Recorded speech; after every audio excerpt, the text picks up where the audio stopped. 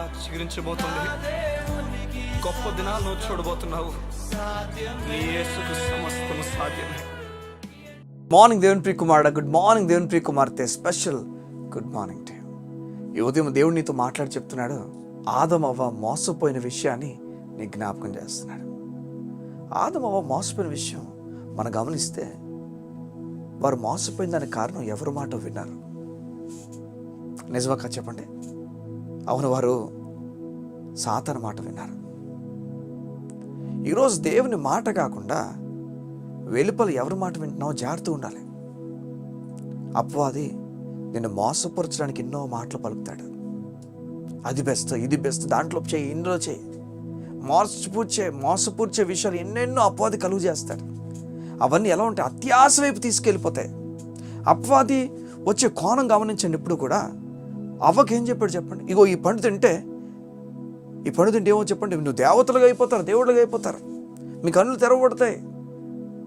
ఇవన్నీ మీకు దేవుడు చెప్పలేదు. చూడు, దేవుడు ఒక అబద్ధికుడు ఎవరు చెప్పండి? సాతాను. కానీ ఎవరిని అబద్ధికుడిగా చేశాడు చూడండి, దేవుడు అబద్ధికుడిగా చేసేసాడు.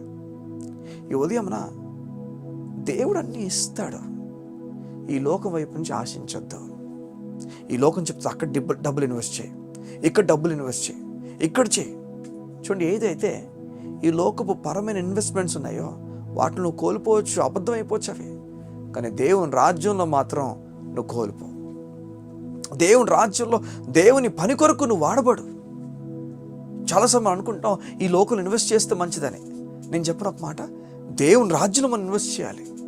మన ధనమును, మన బలమును, మన సమయమును దేవుని రాజ్యం కొరకు ఇన్వెస్ట్ చేయాలి మనం. అప్పుడు గొప్ప కార్యాలు మనం చూస్తాం. మన విశ్వాసం చెప్తుంది, నా సమయం బయట ఎక్కడ గడపనండి, దేవుని పని కొరకు గడుపుతాను నేను. నా ధనం బయట ఎక్కడ ఇన్వెస్ట్ చేయనంటే దేవుని కోసం ఇన్వెస్ట్ చేస్తాను నేను. నా బలము దేవుని పని కోసం నేను పెడతాను సార్. నాకు తెలుసు దేవుడు డబుల్ ఇస్తాడు, నాకు తెలుసు.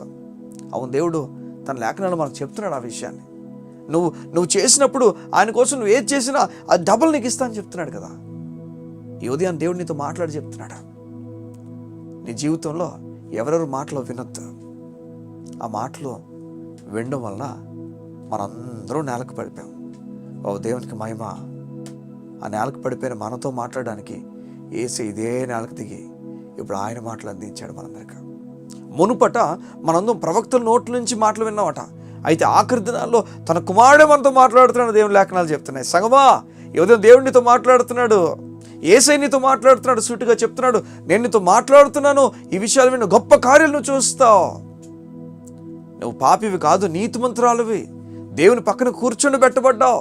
తన సొంత కుమారుడిని నీకు ఇచ్చాడు. దేవుడు చెప్తున్నాడు, నా కుమారుడికి దానంగా ఇచ్చేసాను.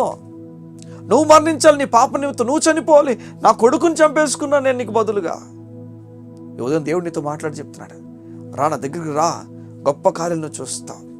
దేవుని రాజ్యపు విషయాల్లో మనం పని చేయడానికి ఇష్టపడాలి.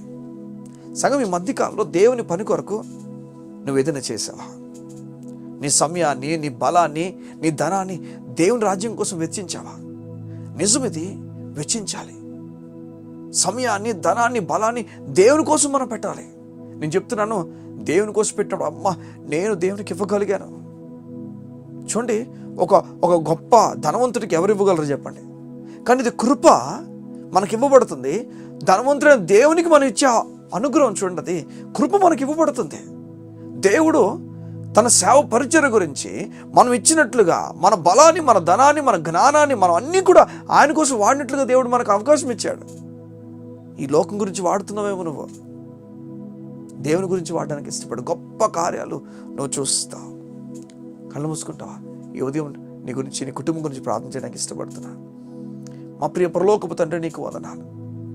ఈ ఉదయం నీ బిడ్డలు నీ గురించి, నీ పని గురించి ఎవరు మాట్లాడుతున్నా ఏది వినకుండా, ఈ లోకపు వ్యక్తులు మాట్లాడుతున్న అపవాది వీరిని ప్రేరేపించి మాట్లాడుతున్న విషయాలు వీరు వినకుండా నీ మాటను విని, నీ మాట ప్రకారం వీరు నడుచుదురుగాక, నిలబడుతురుగాక.